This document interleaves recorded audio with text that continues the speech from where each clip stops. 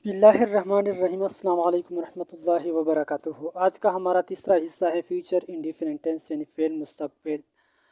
जो ज़माना है उसका तीसरा हिस्सा है, कुछ फ़िक्रे उसके हम करते हैं। तो शुरू करते हैं। वो पहला नंबर पर जो है वो आपसे माफ़ी नहीं मांगेगा। यानी पहले नंबर पर जो फ़िक्रा है वो है कि वो आपसे माफ़ी नहीं मांगेगा।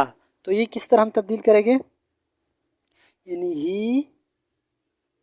he will not apologize, apologize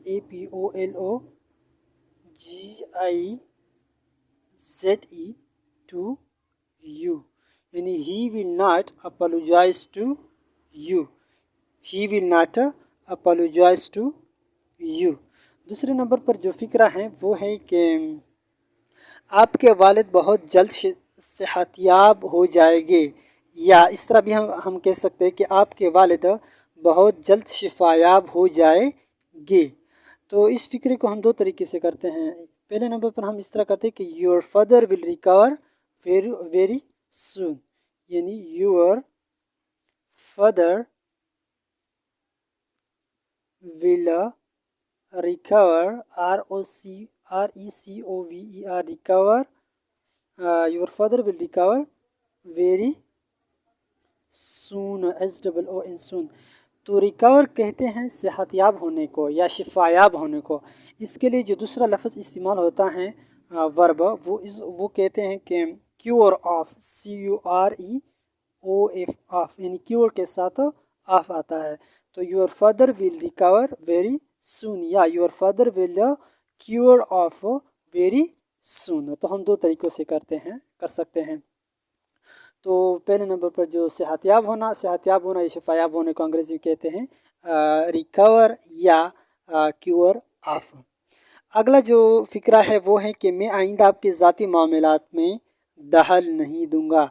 ये मैं आइंदा आपके ज़ाती मामलात में दखल अंदाज़ी नहीं करूँगा या दखल अंदाज़ी नहीं दूंगा या दखल नहीं दूंगा। तो इसको अंग्रेज़ी में हम जब तब्दील करते हैं तो इस तरह करते हैं कि I shall not interfere, I shall not interfere, INTERFER, interfere in your,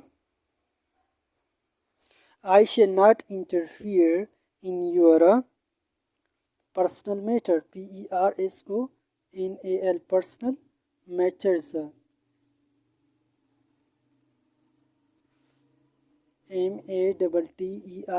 MATTERS, matters।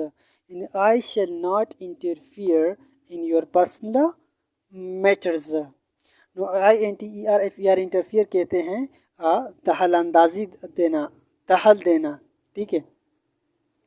I shall not interfere in your personal matters, कब? आइंदा। तो आइंदा के लिए हम जो लफ्ज़ इस्तेमाल करते हैं अंग्रेज़ी में, इसको कहते हैं future, in future, FUTUR, in future. यानी मैं आइंदा आपके ज़ाती मामलात में दखल नहीं दूंगा। I shall not interfere in your personal matters in future.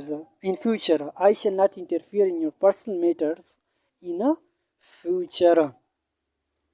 अगले नंबर पर जो है वो है कि वो मेरी शफ़क़त और हमदर्दी का हरगिज़ नाजायज़ फ़ायदा नहीं उठाएगा। वो मेरी शफ़क़त और हमदर्दी का हरगिज़ नाजायज़ फ़ायदा नहीं उठाएगा। यानी he shall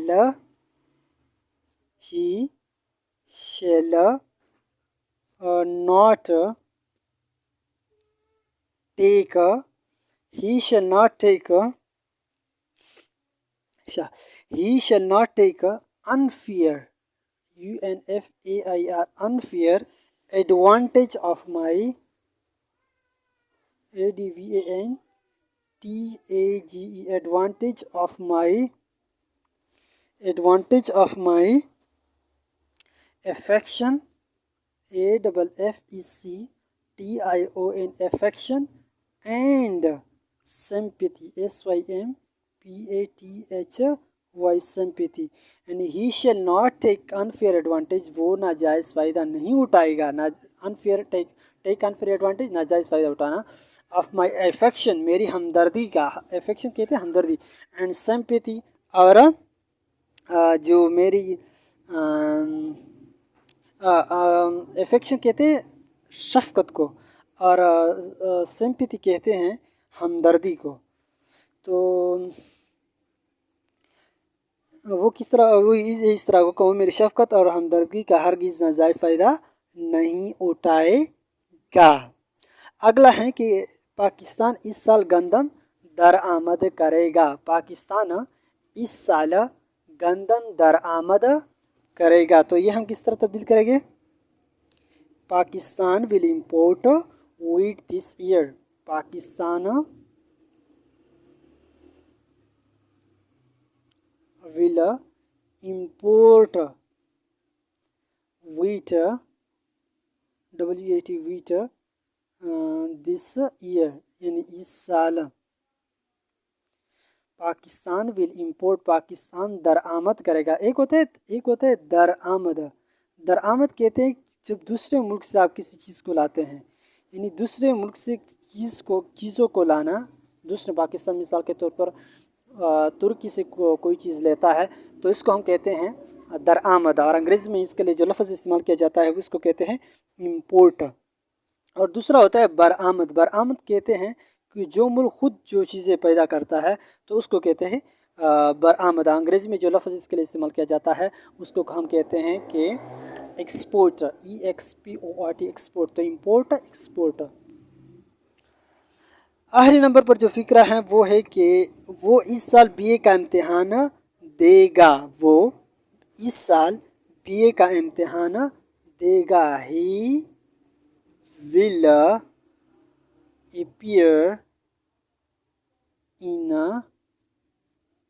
BA EXAMINATION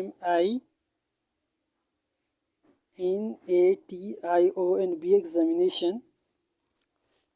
He will appear in BA examination कब?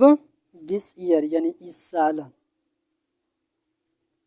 यानी वो ही विल अपियर, वो नमदार होगा, यानी बैठेगा, इम्तिहान देगा। अपियर इन एग्जामिनेशन का मतलब क्या है? इम्तिहान देना। APPEAR, अपियर, इम्तिहान देना। तो वो इस साल BA का इम्तिहान देगा। He will appear in BA examination. तो ये इस तरह होगा, असल में ये इस तरह होगा, BA examination this year. He will appear in BA examination this year. तो आज के हमारे ये सबक हैं। अगले सबक के लिए फिर उस्मानुल्लाह को इजाज़त दीजिए। अस्सलाम वालेकुम रहमतुल्लाहि व बरकातुहू।